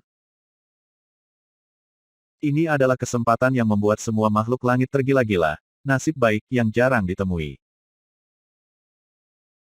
Selain dari domain abadi-abadi, tidak ada dunia lain di kehampaan ini yang telah berhasil melestarikan beberapa aliran Qi mereka melalui bencana. Orang lain selain Bai Xiaochun harus mengerahkan upaya besar untuk memikirkan cara untuk mengekstrak aliran Qi itu dan menyerapnya. Bagaimanapun, itu akan membutuhkan persetujuan dari aliran Qi itu sendiri. Tapi Bai Xiaochun tidak perlu khawatir tentang itu. Setelah menjadi pemilik kipas, ia telah mendapatkan persetujuan dari proyeksi klon penguasa. Intinya, dia sudah menabur karma dengan dunia abadi. Meskipun sepertinya koneksi lemah, itu cukup untuk mendapatkan persetujuan dari aliran Qi. Tapi sekarang, dia menghadapi satu tantangan utama, bagaimana cara mengekstrak aliran Qi. Setelah sedikit analisis, antisipasinya berkembang, dan matanya bersinar cerah. Bagaimanapun, dia telah terjebak dalam lingkaran besar alam surgawi untuk beberapa saat sekarang, tidak dapat menerobos. Karena itu, kesempatan ini, nasib baik ini, sudah cukup untuk menyebabkan hatinya membengkak dengan semangat. Tapi seperti biasa, dia tidak bertindak gegabah. Dia pertama-tama menganalisis sekelilingnya, mengitari daerah itu dengan kipas angin untuk sementara waktu, dan bahkan mengirim budak-budak kuno untuk menjelajah sedikit. Hanya setelah itu dia muncul dari kipas dan mendekati kepala penguasa. Ketika dia mendekat, tekanan meningkat, tetapi segera, dia hanya berjarak 30 meter dari itu. Pada jarak ini, bahkan tidak mungkin untuk melihat bagian atas kepala raksasa. Yang bisa dilihatnya hanyalah kulit keabu-abuan, dengan kerutan selebar lengannya. Menahan tekanan yang tidak nyaman, dan di bawah tatapan cemas Bai Xiaoqi, dia melakukan gerakan mantra dengan tangan kanannya dan kemudian mendorong ke arah kepala penguasa. Melepaskan kekuatan basis kultivasinya dalam upaya untuk mengekstrak aliran Qi. Sayangnya, tidak ada jumlah kekuatan basis kultivasi yang memicu reaksi dari aliran Qi. Seolah-olah itu bahkan tidak tahu Bai Xiaochun ada. Dia mencoba berbagai kemampuan ilahi dan teknik magis. Dia mencoba menggigit lidahnya dan menggunakan darahnya sendiri. Tetapi aliran Qi tidak bereaksi sedikit pun. Bai Xiaochun benar-benar mulai gugup. Setelah ragu-ragu sejenak, ia mengambil satu langkah maju, menggunakan gravitational extermination dalam upaya untuk meniadakan tekanan yang membebani kepala penguasa. Dan bahkan melepaskan beberapa aura dari Vis Unding Sovereign miliknya. Dia juga mengirimkan pesan kepada Bai Xiaoqi meminta bantuan, yang kemudian menggunakan kekuatan kipas untuk menguatkannya. Dan dengan demikian, dia terus maju selangkah demi selangkah. Dari tanda 30 meter, ia mencapai 24 meter, lalu 15 meter, lalu 9 meter akhirnya, dia hanya selangkah lagi, cukup dekat untuk menjangkau dan menyentuh kepala. Pada saat itu, dia gemetar, dan wajahnya tampak magenta karena usaha itu. Menjangkau, dia meletakkan tangannya ke kulit yang merupakan permukaan kepala penguasa. Pada saat itu, kepalanya mulai berputar, dan dia kewalahan dengan apa yang terasa seperti gunung yang menimpanya. Jika dia mendapatkan aliran Qi dengan harga dihancurkan sedikit, dia bisa menerimanya. Tetapi bahkan setelah menyentuh kepala, tidak ada reaksi dari aliran Qi. Batuk seteguk darah, dia terhuyung mundur sampai dia kembali pada kipas angin. Terengah-engah, dia memandang kepala penguasa, benar-benar bingung dengan situasi dengan aliran Qi. Bagaimana cara mengekstraknya, pikirnya. Dari samping, Bai Xiaoqi tampak sama terkejut dan bingung, dan tidak punya saran untuk diberikan. Setengah bulan berlalu, selama itu Bai Xiaochun mencoba semua yang dia bisa pikirkan. Setiap kali, ia menemui kegagalan, batuk darah, dan menunggu untuk pulih sebelum mencoba lagi. Akhirnya, dia mulai kehilangan harapan. Duduk di sana di atas kipas, dia menatap kepala penguasa, mempertimbangkan apakah mungkin untuk menyeretnya ke wajah kipas. Tampaknya tidak mungkin untuk mengekstrak aliran Qi melalui cara biasa. Sejauh menghancurkan kepala, tidak hanya dia tidak mampu, bahkan jika dia sudah melakukannya, dia tidak akan membungkuk ke tingkat itu. Dia memiliki garis bawah dalam kehidupan, dan membalas kebaikan dengan permusuhan bukanlah sesuatu yang akan dia lakukan. Setelah semua, dalam beberapa hal, Imperator Abadi adalah tuannya. Dan Bai Xiaoqi jelas tidak akan mentolerir perilaku profan tersebut. Bai Xiaochun duduk di sana dengan kerutan di wajahnya selama 5 hari, berpikir. Akhirnya, alisnya berkerut lebih dalam ketika ide baru muncul padanya. Tampaknya ada dua kemungkinan mengapa saya tidak bisa mengekstrak aliran Qi. Metode saya salah, atau saya tidak memenuhi syarat. Jika saya memenuhi syarat, maka saya harus bisa hanya memberi isyarat kepada aliran Qi, dan membuatnya terbang keluar kepada saya.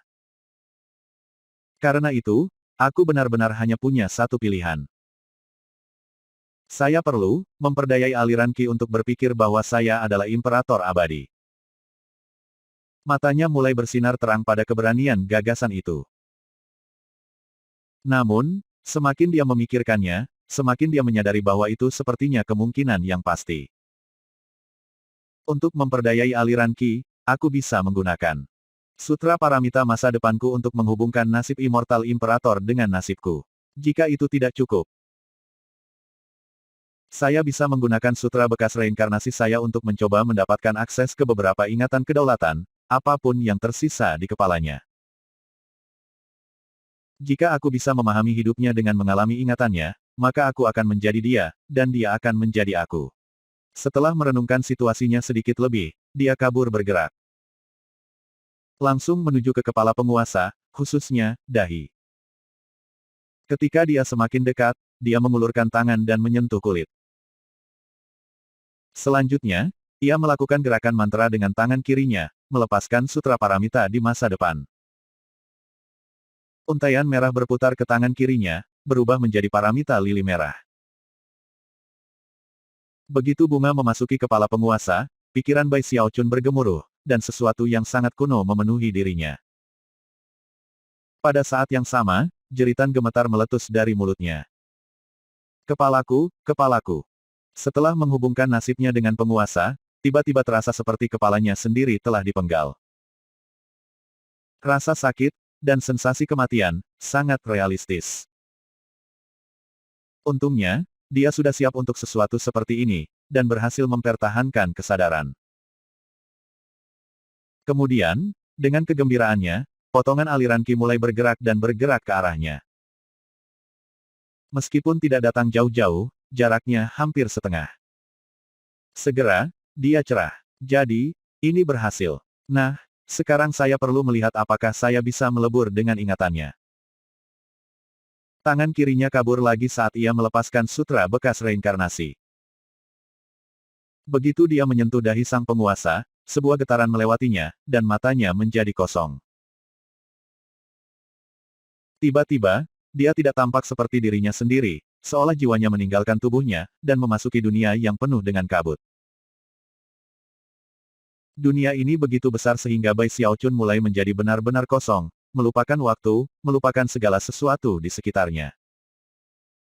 Akhirnya, dia merasakan seseorang mendorong dan mendorongnya. Bangun, Little Chen. Bab 1239, tahun itu. Bai Xiaochun merasa seperti sedang didorong bangun dari tidur nyenyak. Dia membuka matanya, dan seolah-olah jiwanya telah kehilangan akses ke semua ingatannya sebelumnya.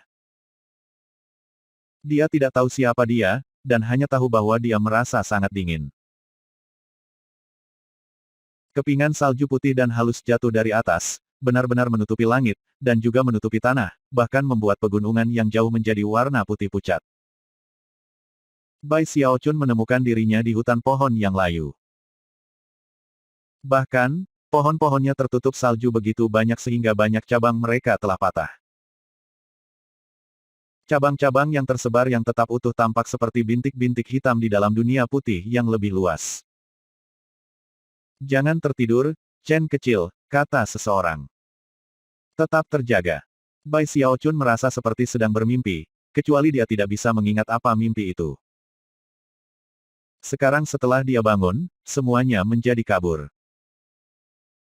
Yang dia tahu adalah bahwa itu dingin, sangat dingin sehingga dia merasa seperti dia akan membeku. Mungkin rasa dingin telah menyegel ingatannya. Tapi kemudian, dia merasa dirinya didorong beberapa kali, dan sebuah wajah muncul di depannya, putih karena salju. Itu adalah anak muda, sekitar 13 atau 14 tahun. Dia kurus, dan tampaknya terluka, karena pakaiannya sobek dan ternoda darah.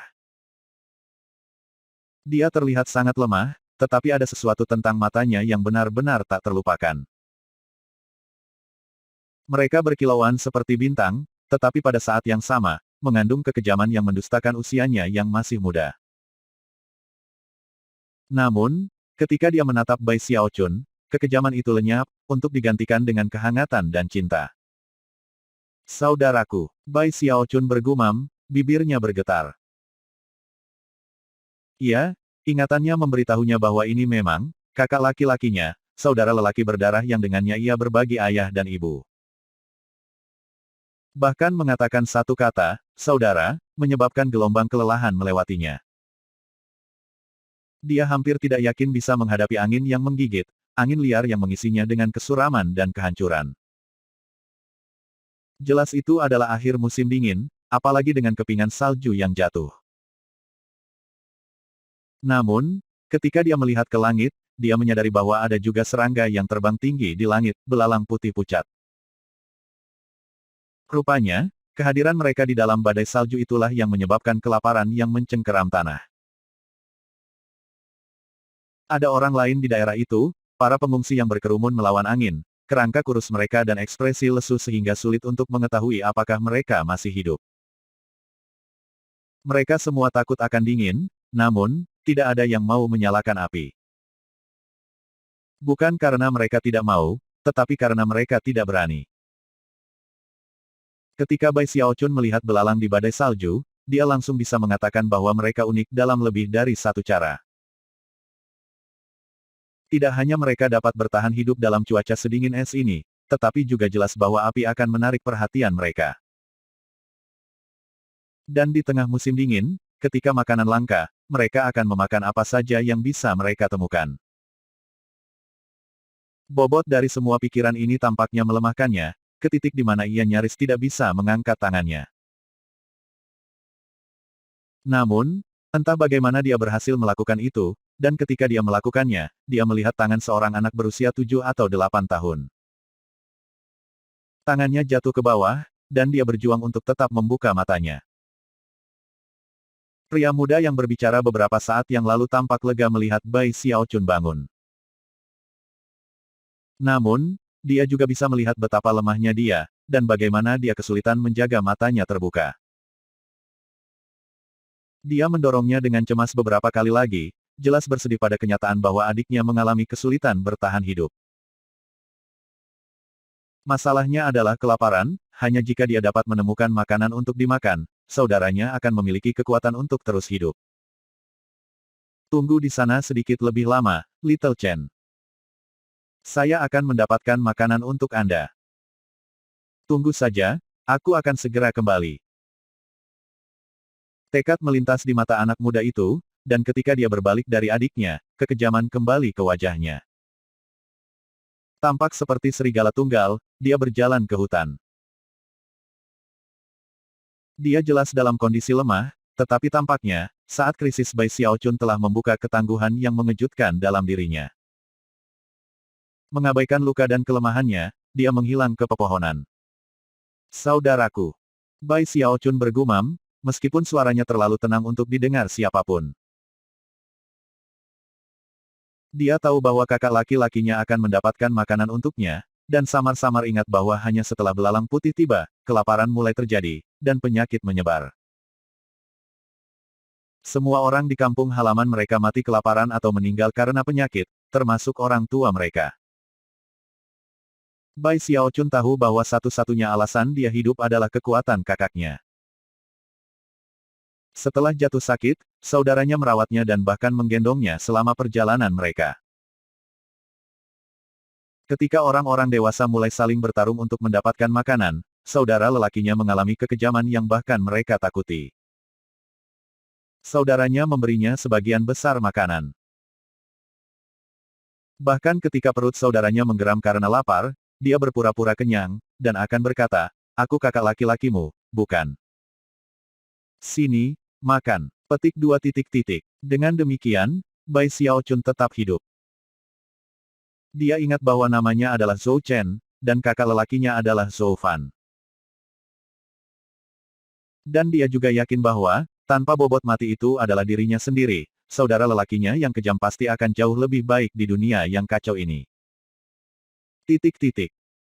Sayangnya, terlepas dari bagaimana saudaranya merawatnya, penyakitnya telah melemahkannya sampai pada titik di mana ia tidak bisa bertahan lebih lama. Tanpa aku, kakakku akan memiliki kehidupan yang jauh lebih baik, pikirnya. Akhirnya, dia menutup matanya dan membiarkan kepingan salju mulai menutupi dirinya, nyala kekuatan hidupnya mulai berkedip keluar. Namun, bahkan ketika itu akan terjadi, kekuatan yang kuat mendorong salju pergi, bahkan menyebarkan belalang putih di daerah itu.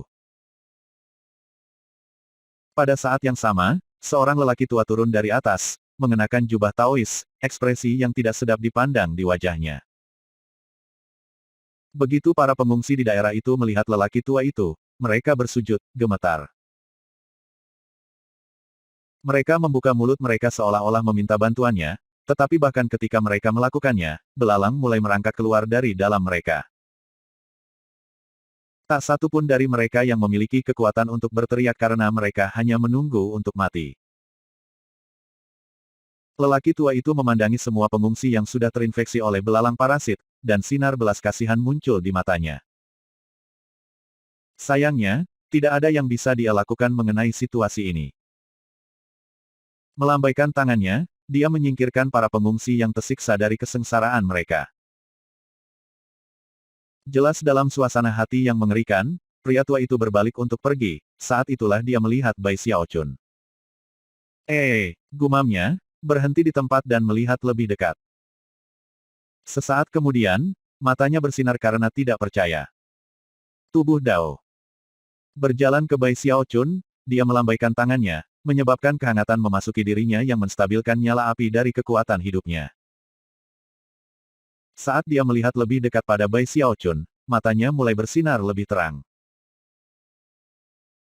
Melemparkan kepalanya ke belakang, dia tertawa terbahak-bahak sebelum mengambil Bai Xiaochun yang tidak sadar dan terbang ke udara bersamanya. Setelah waktu yang cukup berlalu untuk membakar dupa, Zhou Fan kurus itu terhuyung mundur. Salju menumpuk di bahu dan kepalanya, dan setiap langkah ia mengambil tetesan darah di salju. Dia memiliki beberapa luka baru di wajahnya, dan dia berdarah dari perutnya. Dia dalam kondisi sangat buruk, namun, matanya berkedip karena kegembiraan. Terselip di lipatan pakaiannya adalah roti kukus, direndam dengan darah, bahwa ia telah mempertaruhkan nyawanya untuk merampok dari orang lain. Chen kecil. Saya menemukan beberapa makanan untuk, sebelum dia selesai berbicara, wajahnya jatuh ketika dia melihat semua mayat di daerah itu. Melihat sekeliling dengan cemas, dia bergegas ke tempat dia meninggalkan Bai Xiaochun, hanya untuk tidak menemukan siapapun di sana. Itu, dan pemandangan dari semua belalang yang melahap mayat-mayat di dekatnya, membuat hatinya berdebar. Chen kecil. Dia meratap. Chen kecil. Dia kehilangan satu-satunya kerabatnya. Dia telah kehilangan segalanya. Dengan gemetar, dia terus mencari dengan sia-sia. Pada akhirnya, dia jatuh ke tempat adiknya berbaring, memegang roti yang basah kuyup, dan mulai menangis. Chen kecil. Dalam keputusasaannya, dia tidak memperhatikan bahwa aroma darah telah menarik gerombolan belalang putih, yang turun dari langit dan mengerumuninya. Bab 1240, Lembah Awan Hitam. Di suatu tempat dalam kehampaan, di reruntuhan dunia abadi, di sebelah kepala Sultan, Bai Xiaoqi memperhatikan semua. Dia melihat Bai Xiaochun menggigil, dan kemudian melemah dengan cara yang belum pernah terjadi sebelumnya. Dia tampak seperti kehabisan energi, dan darah mulai mengalir keluar dari sudut mulutnya saat dia jatuh dan menjauh dari patung itu. Namun, pada saat yang sama, aliran Qi, yang tetap tidak bergerak sepanjang waktu ini, bergerak, dan 30% darinya melesat ke arah Bai Xiaochun. Bagian dari aliran Qi memasuki Bai Xiaochun, menyebabkan dia menggigil. Segera, dia kembali ke kipas yang berharga, tampak kelelahan, tetapi bersemangat. Saat 30% aliran Qi memasuki dirinya, kekuatan basis budidayanya tiba-tiba membentuk resonansi dengan reruntuhan dunia abadi. Itu menyebabkan pikirannya berputar ketika transformasi mengejutkan terjadi pada basis kultivasinya. Pada saat ini, Bai Xiaochun yakin, bahwa jika dia bisa menyerap sisa aliran Qi itu, dan membentuk resonansi lengkap dengan reruntuhan dunia abadi, maka basis kultivasinya, pasti akan menembus ke tingkat berikutnya. Apa yang kamu lihat? Bai Xiaoqi bertanya dengan cemas. Aku melihat. Cahaya aneh berkedip di matanya ketika dia mengingat apa yang baru saja dia alami. Dia ingat menjadi Zhou Chen, dan bagaimana dia lupa bahwa dia adalah Bai Xiaochun. Seolah-olah dia benar-benar menjadi Zhou Chen. Lebih tepatnya, semua yang dia katakan, dan bahkan pikirannya, semuanya adalah kenangan, ingatan tentang hal-hal yang telah terjadi di masa lalu. Bai Xiaochun memandang Bai Xiaoqi. Nama Immortal Imperator, adalah Zhou Chen. Bai Xiaoqi menggigil. Melihat kembali dengan kaget pada Bai Xiaochun, dia diam-diam berkata, jadi kamu benar-benar berhasil. Meskipun semua yang dia katakan sebelumnya benar, dan dia benar-benar berharap Bai Xiaochun bisa mendapatkan aliran Qi itu, dia percaya itu terlalu sulit. Dan ketika Bai Xiaochun jatuh beberapa saat yang lalu, keraguannya telah tumbuh. Tapi sekarang, dia mengetahui bahwa Bai Xiaochun benar-benar berhasil. Saya melihat Immortal Imperator sebagai seorang pemuda. Bai Xiaochun memejamkan mata dan memikirkan kembali semua yang telah dilihatnya. Sambil mengerutkan kening, dia menyadari bahwa dia masih berada di bawah pengaruh apa yang baru saja terjadi. Segera setelah dia memikirkan kembali saudara lelaki yang berdaulat itu, gelombang cinta muncul dalam hatinya. Jika aku melanjutkan ini, efek emosional mungkin akan menjadi lebih serius. Tetapi saya harus melakukannya. Saya membutuhkan aliran Qi ini untuk mencapai terobosan basis kultivasi saya. Setelah mempertimbangkan beberapa hal, ia memutuskan bahwa meskipun ada beberapa risiko, ia dapat menerimanya.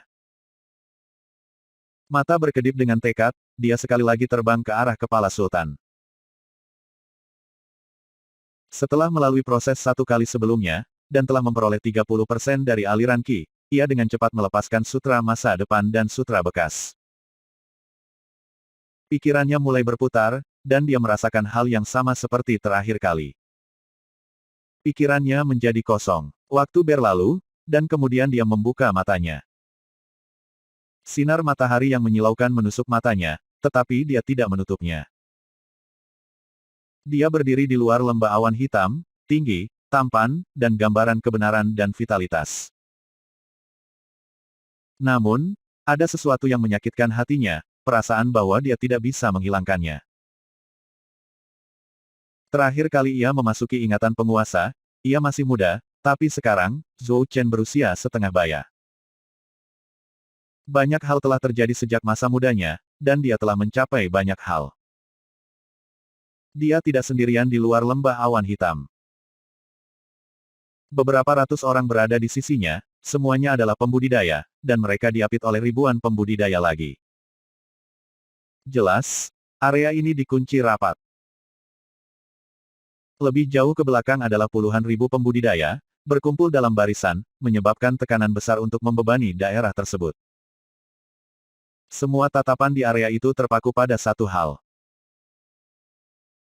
Berdiri di depan Zhou Chen, dengan punggungnya ke lembah awan hitam, adalah seorang pembudidaya setengah baya dengan jubah hitam, dengan rambut hitam panjang dan darah di seluruh wajahnya. Dia juga tampan, tetapi dengan cara jahat. Matanya ungu, dan ekspresinya sedingin es. Aura pembunuh yang dipancarkannya dapat mengguncang langit dan bumi, dan bahkan tidak bisa ditekan oleh puluhan ribu pembudidaya di daerah itu. Sayangnya, dia terluka, dengan dadanya dibungkukkan, dan kaki kanannya patah. Rasa sakit yang terlibat pasti sangat kuat, tetapi dia hanya berdiri di sana memandang keluar, bukan pada puluhan ribu pembudidaya, tetapi pada satu orang. Orang itu, adalah Bai Xiaochun, atau lebih tepatnya, Zhou Chen. Kakak, kata Bai Xiaochun, suaranya dipenuhi rasa sakit. Dia hampir tampak memohon, meskipun dia tidak menyadarinya. Kembalilah bersamaku. Saya bisa menjadi penjamin Anda. Bukan salah Anda melakukan semua itu. Saya. Rasa sakit dan rasa bersalahnya berasal dari bagaimana, bertahun-tahun yang lalu, ia telah meminta tuannya untuk mencari saudaranya, Zhou Fan. Sayangnya, mereka tidak dapat menemukannya. Pada saat itu, dia bersumpah untuk membalas kematiannya, dan sudah gila berkultivasi.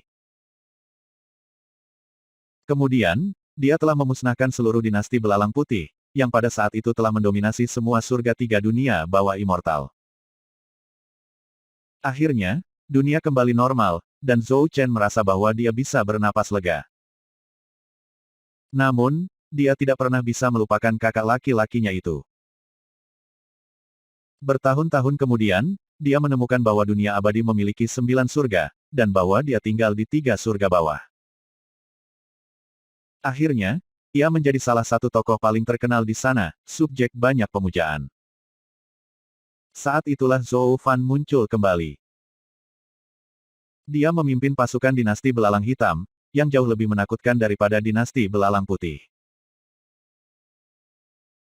Ketika mereka menyebar melalui 3 surga bawah, memakan segala sesuatu di jalan mereka, mereka menambahkan kekuatan korban mereka ke basis budidaya Zhou Fan. Itu adalah teknik keji, menakutkan yang menyebabkan alarm meluas di antara para pembudidaya 3 langit rendah. Perang pahit terjadi selama bertahun-tahun.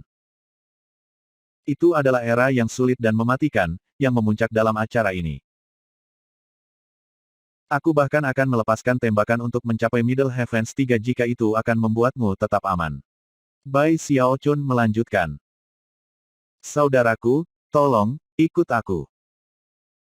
Perasaan campur aduk bisa dilihat di mata Zhou Fan berjubah hitam. Namun, dia menggelengkan kepalanya, dan matanya berubah sedingin es. Mulai sekarang, Little Chen, kamu dan aku, bukan keluarga. Melihat sekeliling pada para pembudidaya di sekitarnya, dia tersenyum mengejek, lalu berbalik dan berjalan ke lembah awan hitam. Tidak ada yang berusaha menghentikannya. Sejauh yang mereka ketahui, melangkah ke lembah itu berarti dia sudah mati, dimusnahkan. Sebagai konfirmasi nyata dari asumsi mereka, saat Zhou Fan berjalan ke awan, mereka mulai menggerogoti tubuhnya. Dia gemetar saat dia berjalan maju, dagingnya membusuk, tulang-tulangnya menjadi terlihat. Ketika dia berkarat, gelombang belalang hitam meletus dari dalam dirinya, menjerit kesakitan ketika mereka mencoba melarikan diri. Sebelum mereka bisa, mereka dilenyapkan oleh awan. Semua orang menghela nafas lega. Tapi bukan Bai Xiaochun. Rasa sakit mencengkeram hatinya ketika dia menyaksikan saudara lelakinya dimakan abis oleh awan. Akhirnya, dia melangkah maju dan berseru dengan suara nyaring, "Saudaraku, mengapa kamu melakukan ini? Katakan padaku, mengapa?" Zhou Fan jelas mengalami kesulitan berjuang maju. Ketika dia mendengar suara saudaranya, dia berhenti sejenak, lalu membuka mulutnya seolah berbicara. Namun, dia tidak mengatakan apa-apa. Sambil menundukkan kepalanya, dia melanjutkan, membusuk. Sekarang, dia tidak lebih dari tulang, membuat pemandangan yang benar-benar menakutkan. Hanya matanya yang terus menyala dengan obsesi dan fokus saat dia melangkah lebih jauh ke lembah awan. Sudah, mungkin baginya untuk melihat sesuatu di ujung lembah, di kedalaman awan hitam, sesuatu yang luar biasa. Itu, sebuah kapal perang.